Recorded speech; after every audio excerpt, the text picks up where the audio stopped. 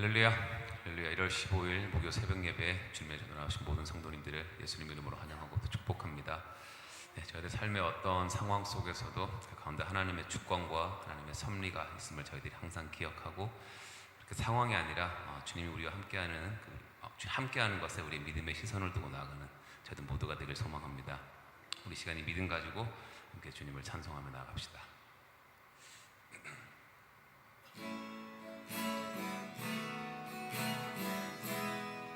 내게로부터 눈을 들어, 내게로부터 눈을 들어 주를 보기 시작할 때 주의 일을 보겠네. 내 작은 마음 돌이키사 하늘에 꿈꾸게 하네. 주님을 볼 때 내게로부터 눈을 들어, 내게로부터 눈을 들어 주를 보기 시작할 때 주의 일을 보겠네. 내 작은 마음 돌이키사 하늘에 꿈꾸게 하네. 주님을 볼 때 모든 시선을 주님께 드리고, 살아계신 하나님을 느낄 때 내 삶은 주의 역사가 되고 하나님이 일하기 시작하네. 성령이 나를 변화시켜 모든 두려움 사라질 때 주의 일을 보겠네. 황폐한 땅 가운데서 주님 마음 알게 되리. 주님을 볼 때 성령이 나를 변화시켜, 성령이 나를 변화시켜 모든 두려움 사라질 때 주의 일을 보겠네. 황폐한 땅 가운데서 주님 마음 알게 되리. 주님을 볼 때 모든 시선을 주님께 드리고, 전능하신 하나님을 느낄 때 내 삶은 주의 나라가 되고 하나님이 일하기 시작한 모든 시선을 주님께 드리고, 살아계신 하나님을 느낄 때 내 삶은 주의 역사가 되고 하나님이 일하기 시작. 이 시간 우리의 모든 시선을 주님께 드리고, 전능하신 하나님을 느낄 때 세상은 주의 나라가 되고 하나님이 일하기 시작하네.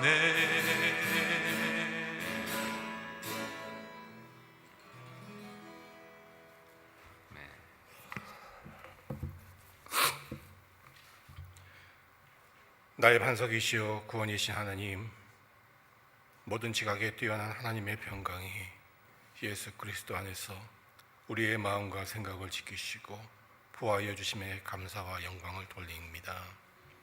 매일매일 자복하고 회개하면서도 뒤돌아서면 같은 죄를 반복하는 미련하고 죄에 물든 저희들을 보시면서도 인내하시고 자비를 베풀어 주시는 주님의 긍휼하심에 또한 무릎을 꿇고 감사와 영광을 돌리오니 오늘 저희들이 올려드리는 찬양과 기도와 예배를 받아 주시옵소서.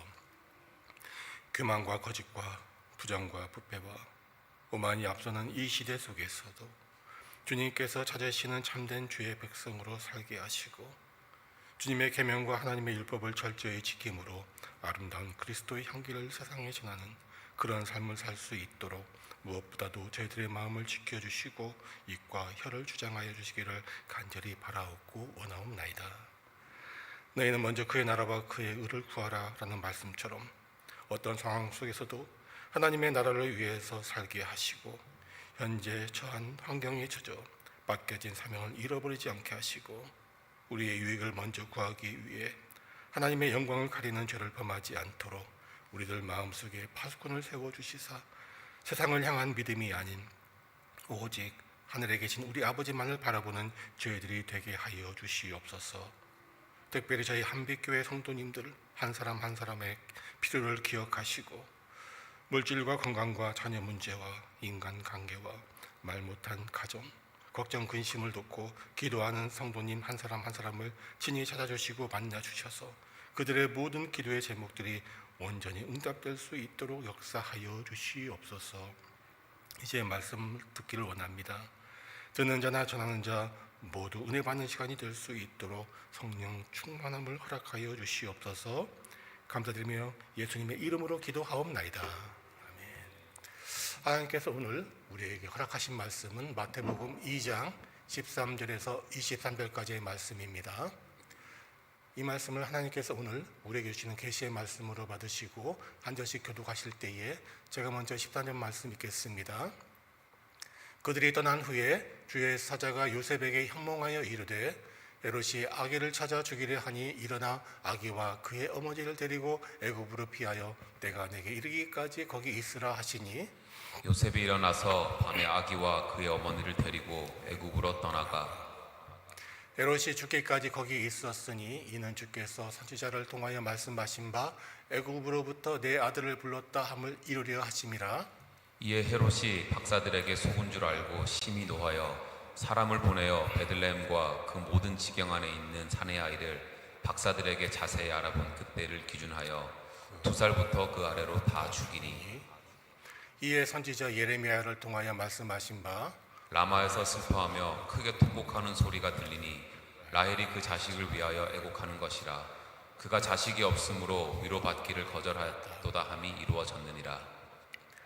헤롯이 죽은 후에 주의 사자가 애굽에서 요셉에게 현몽하여 이르되 일어나 아기와 그의 어머니를 데리고 이스라엘 땅으로 가라. 아기의 목숨을 찾던 자들이 죽었느니라 하시니 요셉이 일어나 아기와 그의 어머니를 데리고 이스라엘 땅으로 들어가니라. 그러나 아켈라오가 그의 아버지 헤롯을 이어 유대의 임금됨을 듣고 거기로 가기를 무서워하더니 꿈에 지시하심을 받아 갈릴리 지방으로 떠나가 함께 읽겠습니다. 나사렛이란 동네에 가서 사니 이는 선지자로 하신 말씀에 나사렛 사람이라 칭하리라 하심을 이루려 함이러라. 아멘. 세상 사람들은 미래에 대해서 예견하기를 참 좋아하는 것 같습니다. 저도 어렸을 때 보면 우리 반에서 싸움을 제일 잘하는 아이와 옆 반에서 싸움을 잘하는 아이가 둘이 싸움을 하면 항상 묻습니다. 누가 이길 것 같아? 뿐만이 아닙니다.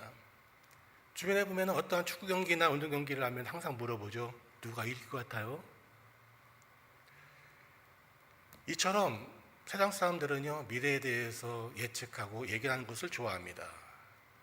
그런데 아주 유명하지만 한국에 기상청이 있어요. 근데 한국 사람들의 그 가장 큰 불만 중에 하나가 기상청에서 일기를 예보하면 맞는 일이 없다는 거예요. 심지어 그들이 하는 운동 경기, 한마디로 그 운동 경기에서도 언제나 비가 온다는 겁니다. 이처럼 세상에서의 이러한 예견에 대해서는 틀린 것들이 얼마나 많은지 몰라요. 반면에 성경에 기록된 예언들을 보세요. 거의 100% 맞는 것을 보게 됩니다. 왜 이렇게 차이가 날까요? 그것은 하나님께서 성경을 통하여 또한 선지자를 통하여 그리고 성경의 저자들을 통해서 미래에 일어날 일들에 대해서 하나씩 하나씩 말씀해 주셨기 때문에 반드시 그게 사실로 나타난다는 겁니다. 오늘 우리가 읽고 있는 마태복음만 해도요, 구약에 대한 인용이 65회나 기록되어 있고요, 그 가운데 메시아이신 예수님께서 이 땅에 오신다는 그런 예언만 해도 수십 곳이 됩니다. 오늘 본문에도 보세요. 무려 세 곳이나 이러한 예언이 등장하는 것을 보게 됩니다. 이는 마태복음뿐만이 아니죠. 그 공강복음과 요한복음에도 동일하게 이런 내용들이 나타난 것을 보게 돼요.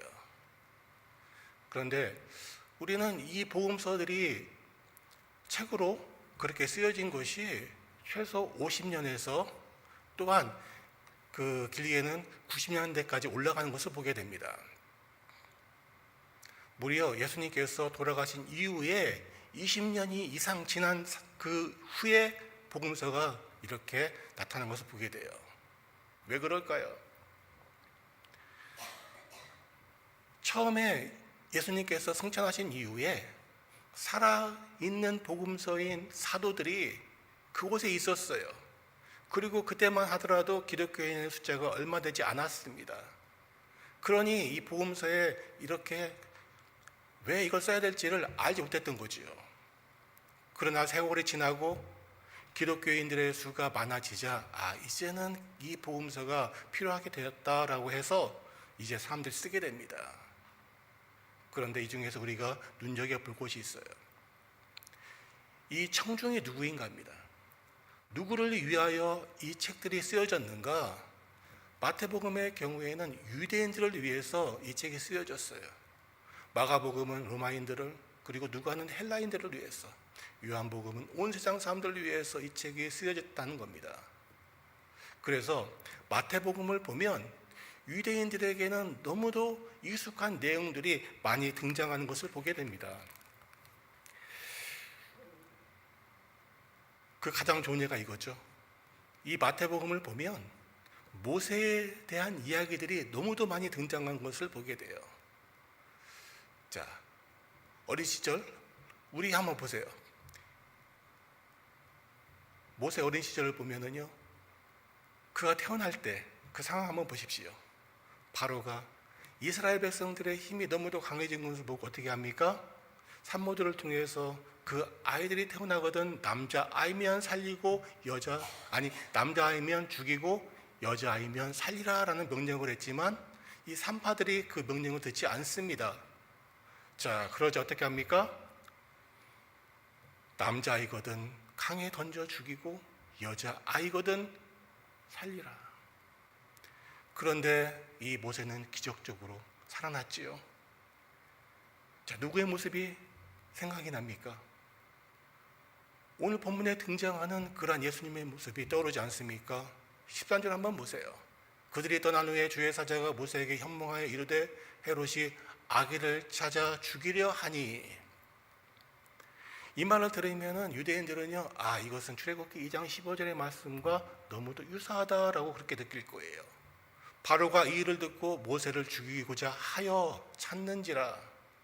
자, 모세와 아기를 바꾸면은요, 또한 헤롯과 바로를 바꾸면 같은 내용이고요, 또한 헬라어로 번역하면은 같은 그러한 단어들로 구성되어 있는 것을 보게 돼요.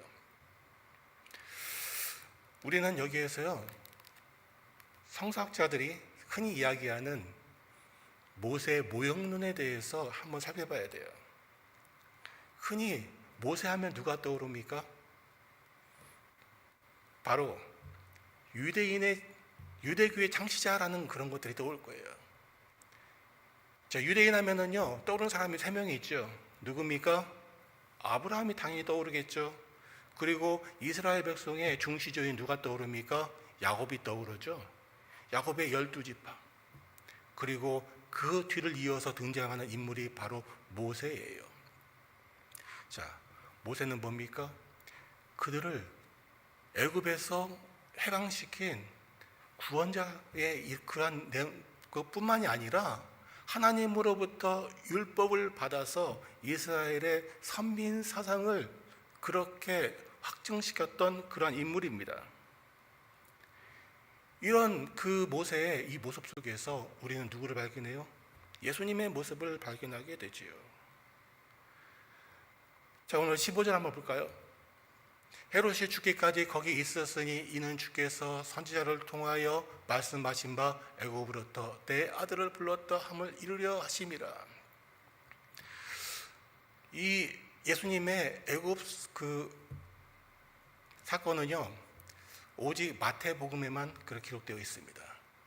그러다 보니까 이 내용을 모르시는 분들이 의외로 많아요. 우리는 동방박사 이야기를 너무도 잘 알고 있습니다. 반면에 예수님의 애굽행에 대해서는 그런 사실이 있었어 하면서 묻는 분들이 의외로 많은 것을 보게 돼요. 그런데 왜 이 애굽 사건이 우리에게 중요한가? 그건 호세아 1장 11절에 있었던 이 예언 때문에 그래요. 이스라엘이 어렸을 때에 내가 사랑하는 내 아들을 애굽에서 불러냈거늘. 자, 우리는 여기에서 내 아들이 누구인가를 분명히 잘 알고 있습니다. 호세아서에서 말하는 이 내 아들은요, 애굽에서 노예 생활을 하고 있었던 이스라엘 백성들이에요.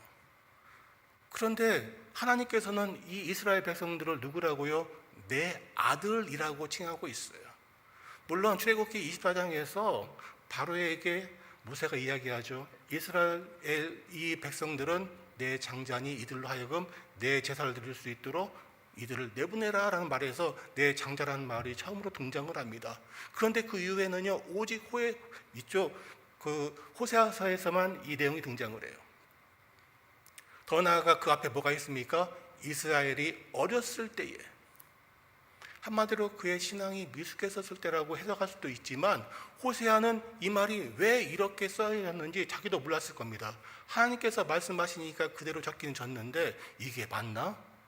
그런데 마태가 이 호세아서를 읽었을 때 이것은 예수님의 탄생과 그의 애굽 생활을 말씀하시기 위하여 이렇게 미리 예언했다라고 그걸 깨달은 거죠. 그래서 이 내용을 쓴 겁니다. 보세요. 이스라엘이 어렸을 때에, 예수께서 어렸을 때에 내가 사랑하여 내 아들을 애굽에서 불러냈거늘.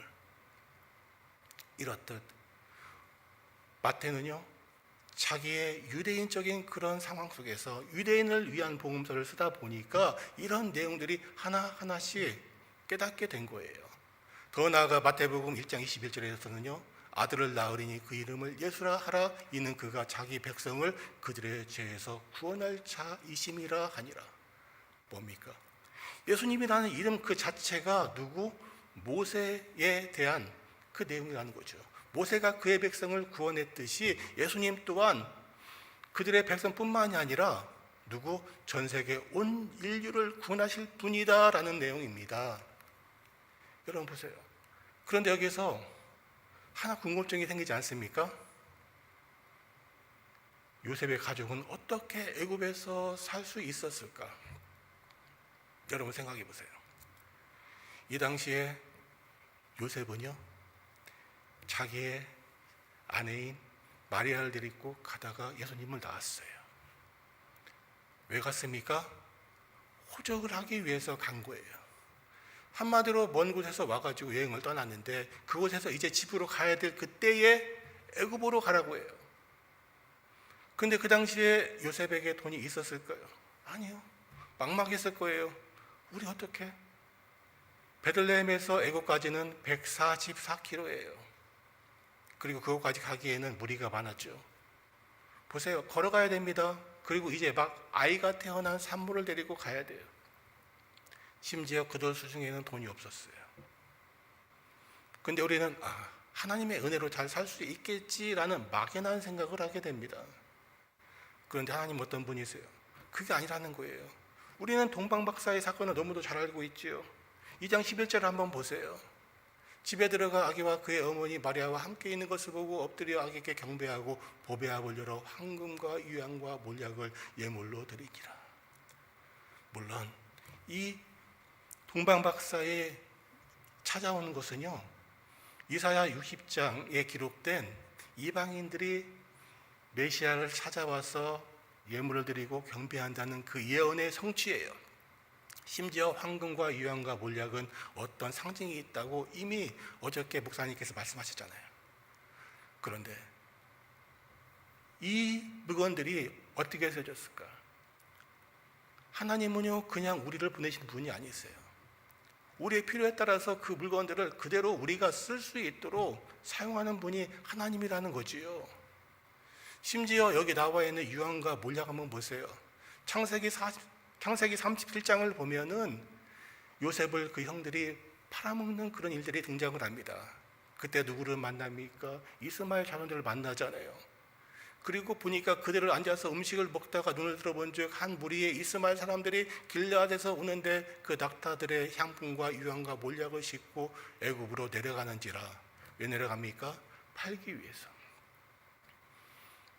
이 당시에 애굽의 알렉산드리아는요 유대인들만 100만 명 정도가 있었다는 그런 기록들이 있어요.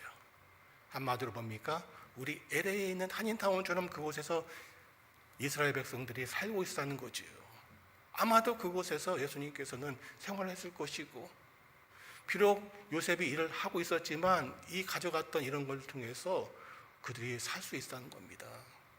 여러분 기억하세요. 우리의 삶 또한 마찬가지 아닙니까? 막막하고 힘들 때 하나님은 그저 우리를 그대로 내버려 두는 분이 아니시라는 거예요. 여러분 보세요. 아브라함과 사레가 애굽에 내려갔지요. 그곳에서 어려움을 겪습니다. 근데 그곳에서 무엇을 얻어요? 바로를 통해서 노예들과 그리고 각종 은금 패물들을 얻어요. 그리고 그 노예들이 어떤 일에 사용됩니까? 조카 롯을 구하는 그 군대로서 그 노예들이 쓰여지는 것을 보게 됩니다. 또한 리브가를 얻을 때 여러분 유목민들에게 있어서 은금 패물은 어떻게 얻을 수 있는 그런 것이 아니에요. 그런데 리브가를 통해서 그들을 붙을 때 그 리브가에게 은금 패물을 줍니다. 더 나아가 이스라엘 백성이 애굽에서 나올 때 그 애굽에서 수많은 그 물건들을 가지고 나오지요. 그 물건들이 어디에 쓰여집니까? 바로 성막을 지어졌는데 그대로 사용되는 모습을 보게 돼요. 하나님 우리에게 무언가를 주었을 때는요 그게 우리를 위해서 쓰이는 것이 아니라 하나님의 일을 위해서 또한 우리의 필요에 따라서 쓸 수 있도록 한다는 사실을 기억하시기 바랍니다. 이제 16절과 18절을 보겠습니다. 이에 헤롯이 박사들에게 속은 줄을 알고 심히 노하여 사람을 보내어 베들레헴과 그 모든 지경 안에 있는 사내 아이를 박사들에게 자세히 알아본 그때를 기준하여 2살부터 그 아래로 다 죽이니 이는 선지자 예레미야를 통하여 말씀하신 바 라마에서 슬퍼하며 크게 통곡하는 소리가 들리니 라헬이 그 자식을 위하여 애곡하는 것이라 그의 자식이 없으므로 이루받기를 가져라 했다 함을 이루어졌느니라. 헤롯이 노발대발하죠. 여러분, 헤롯이라는 인물에 대해서 우리는 잘 알아야만 됩니다. 헤롯은 그 잔인함을 통해서 전 세계적으로 유명한 사람이에요. 그가 얼마나 잔혹했는지 그 당시 로마의 황제조차도 이 헤롯에 대해서 잘 알고 있었다고 해요. 그래서 그가 한 말 중에 유명한 것이 헤롯의 아들이 되기보다는 그의 돼지가 되는 것이 낫다라는 그런 말을 해요. 왜 그렇습니까? 헤롯은 자기의 권력을 위해서 그의 장자까지 죽인 사람이에요. 심지어 그의 아내도 죽였고요. 그 아내를 통해서 낳은 2 아들마저도 잔인하게 살해했던 그런 인물입니다. 그러니 뭡니까? 사람들이 볼 때 헤롯이 당연히 그 자기의 마음에 들지 않고 자기의 권력에 위협이 되는 이스라엘에 새로 태어났다는 그 왕의 나이를 기준으로 해서 베들레헴 지경에 있는 2살 아래의 아이들을 다 죽이는 것이 너무도 당연하다고 사람들은 생각을 했을 거예요. 당연한 겁니다. 근데 과연 몇 명의 아이가 이 학살 사건에 의해서 희생되었을까? 성경학자들은요 보통 20명 정도로 그렇게 추측을 해요. 너무도 적죠? 그런데 그 당시 인구를 보니까 베들레헴과 그 인근 지역 사람들 다 합해봤자 한 1000명 정도 된다라는 것이 당시 학자들의 이야기입니다. 1000명 중에서 2살 아이 해보니까 20명 정도. 그런데 초대교회에는 이 숫자가 10,000명에서부터 14만 4천 명까지 굉장히 확대되는 것을 보게 돼요. 왜 그렇습니까? 헤롯의 악함에 대해서 사람들에게 알려줘야 되니까. 그런데 여러분, 헤롯의 잔인함은요, 유대의 역사학자인 요세푸스에서 그 잔인함이 다시 한번 드러난 것을 보게 돼요. 그가 하나님의 영광을 그가 받았기 때문에 벌레가 먹어서 죽었다는 사도행전 12장의 기록, 그 기록에 의해서 그가 임종 직전에 명령을 내립니다. 어떻게? 자기가 죽었을 때 분명히 유대인들이 기뻐할 거야. 그런데 나는 그거를 못 봐. 그러니 그 당시에 유대인의 유력 가문들의 사람들 중에서 그 한 명씩을 다 초대해요. 그리고 그들을 격리장에서 다 가둡니다. 그리고 그렇게 명령을 내립니다. 내가 죽거든 저들을 다 죽이라고. 그럼 뭡니까? 가족을 잃은 유대의 온 지역에서 슬퍼할 거 아니에요. 비록 자기가 아닌 자기의 가족을 위한 슬픔이지만 그게 자기는 좋다라는 거죠. 나를 웃는 것보다 비웃는 것보다. 헤롯은 이런 사람이에요. 근데 다행히도 그의 누이인 살로메와 그의 남편에 의해서 이 음모가 없어졌고 실제로는 일어나지 않습니다. 여러분, 얼마나 끔찍합니까? 얼마나 끔찍해요. 이런 인물 가운데 아래 살고 있는 이스라엘 백성들, 심지어 헤롯이 죽이려고 했던 그 아기 예수님, 그리고 그 부모들, 그 생활을 보세요.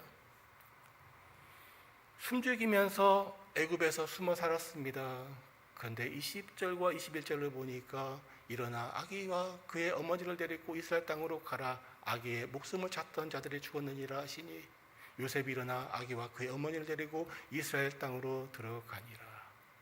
자, 다시 한번 모세가 등장을 하죠. 출애굽기 4장 19절 보세요. 여호와께서 미디안에서 모세에게 이르시되 애굽으로 돌아가라. 내 목숨을 노리던 자가 다 죽었느니라. 여러분 기억하세요. 사람은요, 익숙해야 그것을 받아들입니다. 왜 마태가 이처럼 유대인에게 익숙한 모세를 계속해서 등장시키며 예수님의 어린 시절의 모습을 이야기했을까? 유대인들에게 너무도 익숙하니까. 처음 기독교가 한국에 전파됐었을 때요, 사람들은 그 복음을 받아들이면서 열광했어요. 우리가 믿던 신앙과 너무도 비슷하다. 하나님, 하늘님, 우리가 천지신명에 빌듯이 하나님께 비는 거에 우리 너무도 익숙하잖아요. 그러다 보니까 이게 점점 민간에 파고듭니다. 반면에 서양은 어떻습니까? 전혀 달라요. 그래서 처음에 바울이 복음을 증거할 때 어려움을 겪었어요. 이게 대체 뭔 소리야? 맞지가 않는 거예요. 그래서 계속해서 마태는요, 그들을 유대인들에게 복음을 증거하기 위해서 마태복음 쭉 읽어보시잖아요. 그러면 어떤 말이 등장하느냐? 다른 복음서를 보면은요, 사도들에 대해서 약간 부정적으로 쓰인 내용들이 얼마나 많은지 몰라요.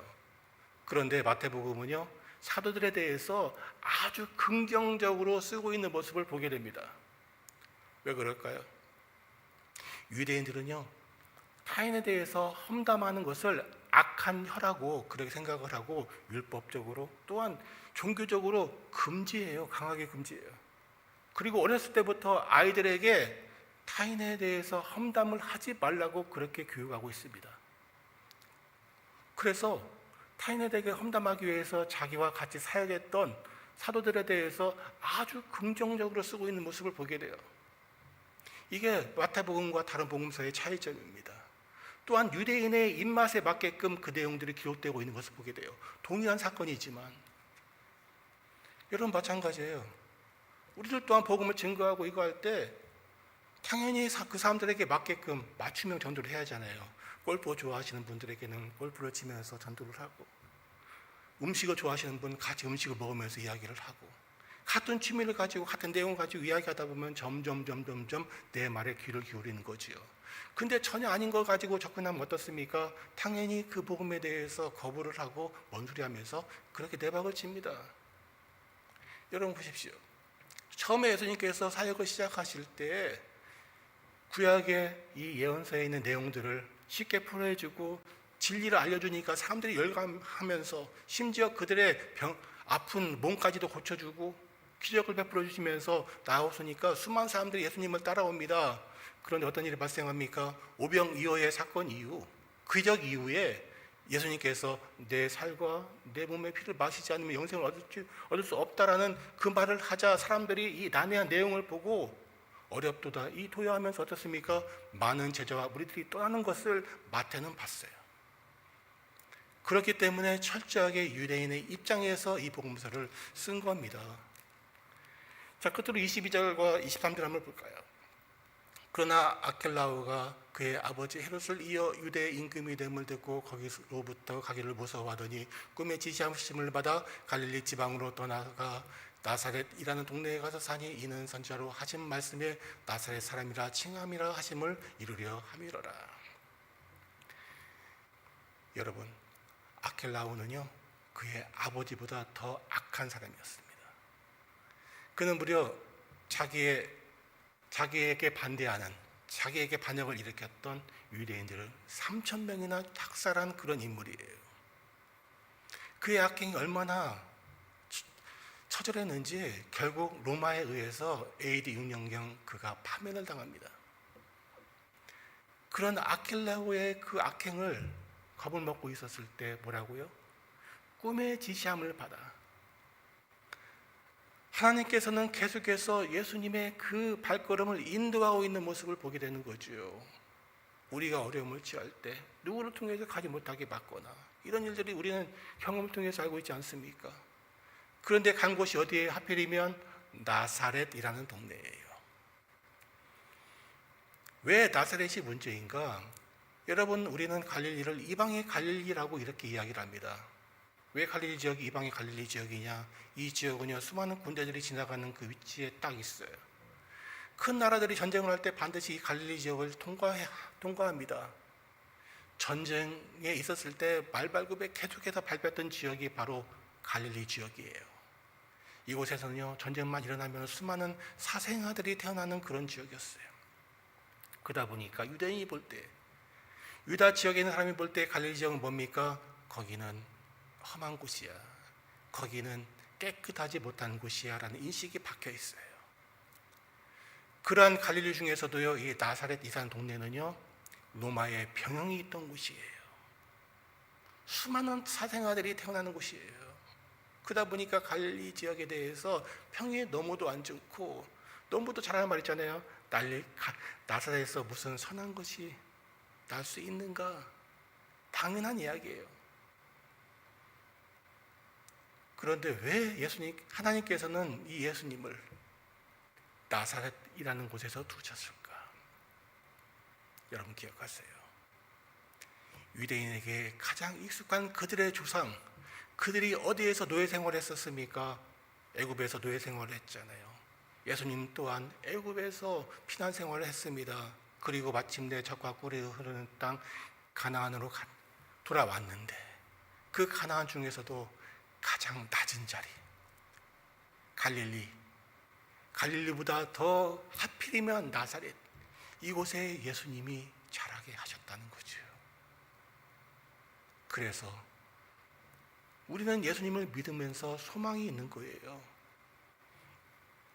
하나님의 아들이신 예수님께서 가장 낮은 자리에서 우리를 위하여 그 생애를 다 보내시고 십자가에 달려 돌아가심으로써 우리에게 구원의 소망을 주셨기 때문에 우리는 예수님에 대해서 믿을 수 있는 사람, 또한 우리의 모든 고난과 우리의 슬픔과 우리의 역경을 이미 예수님께서 겪었기 때문에 우리는 예수님에 대해서 예수님의 이름으로 기도할 수 있는 거 아닙니까?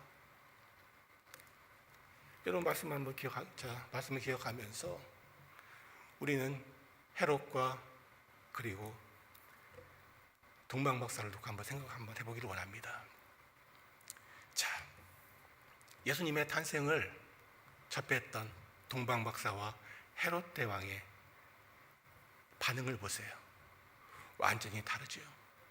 180도 다릅니다. 동방박사들은요 예수님의 탄생에 대한 그 메시아 탄생에 대한 별을 보고 즉시 예수님을 찾으러 달려왔어요. 반면에 헤롯은 어떻습니까? 왕이 태어났다는 그 소식을 듣고 그 왕을 죽이려고 작정했던 사람이에요. 이걸 통해서 우리는 뭘 깨달을 수 있습니까? 우리가 복음을 증거한다 할지라도 반드시 이와 같은 반응이 나타난다는 거지요. 어떤 사람은 우리가 복음을 증거했었을 때 그 복음을 기뻐하며 받아들이는 사람이 있는 반면에 헤롯처럼 그 복음을 박해하며 박대하며 우리를 꾸짖는 그런 사람들도 존재한다는 겁니다. 여러분 볼 때 우리는요, 복음 증거하는 것을 두려워해요. 왜? 헤롯 같은 사람을 만날까 봐. 그런데 여러분 기억하세요. 우리 주변에는요, 동방박사처럼 열린 마음을 가진 사람들이 얼마나 많은지 모른다는 사실을요. 여러분 2월 1일 종동은 주일입니다. 뭡니까? 우리는 누군가에게 복음을 증거해야 되고요, 그게 하나님의 명령임을 너무도 잘 알고 있어요. 그러니 당연히 복음을 증거할 때 두려워하지 말고 뭡니까? 하나님께서 나를 동방박사와 같은 사람에게 인도하실 거야 라는 그런 마음을 가지고 한번 말씀해 보세요. 전혀 믿지 않을 것 같은 사람이지만 그 마음속에 동방박사와 같은 그런 마음이 있다고 하면 우리가 한번 귀 한번 가볼까 했었을 때 그래 한번 갈까 하고 나올 수도 있다는 사실, 여러분 기억하시기 바랍니다. 두려워하지 마세요. 헤롯 죽습니다. 죽었어요. 우리의 복음을 거절하고 증거한다 할지라도 그걸 두려워하지 않은 것은 뭡니까? 하나님이 우리의 발걸음을 인도하기 때문에 항상 두려움했다는 것이 아니라 오히려 동방박사와 같은 그러한 사람을 만날 수 있다는 기대를 가지고 오늘도 주변의 이웃에게 교회 가자고 권면하는 우리 모두가 되기를 주님의 이름으로 축원드립니다. 말씀을 기억하며 함께 기도하겠습니다. 사랑과 자비의 하나님 아버지, 오늘 저에게 허락하신 말씀을 통하여 우리를 향한 하나님의 세밀한 인도하심을 깨닫게 하시니 감사합니다. 헤롯의 위협 속에서도 아기 예수님을 보호하시기 위해 주의 사자를 보내시고 애굽으로 피신하게 하심으로 하나님의 약속을 하나하나 성취해 가시는 그 모습, 놀라운 섭리를 바라보며 오늘날 저희에게도 그런 하나님의 인도하심을 매일의 삶 가운데 경험하는 은혜를 베풀어 주시옵소서. 주의 사자가 현몽하여 애굽으로 피하라고 했었을 때 밤중에 즉시 일어나 순종했던 요셉의 모습을 바라보며 가야 할 때와 있어야 할 때를 알지 못하는 저희들에게도 날마다 주님의 인도하심이 너무나 필요하다는 것을 이 시간 고백합니다. 원하옵기는 세상의 권력과 악한 계획이 우리를 위협할지라도 요셉을 통하여 역사하셨던 하나님의 은혜가 오늘날 저에게도 동일하게 역사하심을 믿으며 매 순간 하나님께서 눈동자처럼 우리를 지켜주심에 감사하는 저희들이 되게 하여 주시옵소서. 또한 저희들의 가정과 생업의 터전을 보호하시고 이 땅의 연약한 주의 백성들을 주의 날개 아래 품어 주시옵소서. 오늘 하루도 우리의 발걸음을 인도하시며 위기 속에서 길을 내시는 예수 그리스도의 이름으로 기도하옵나이다. 아멘.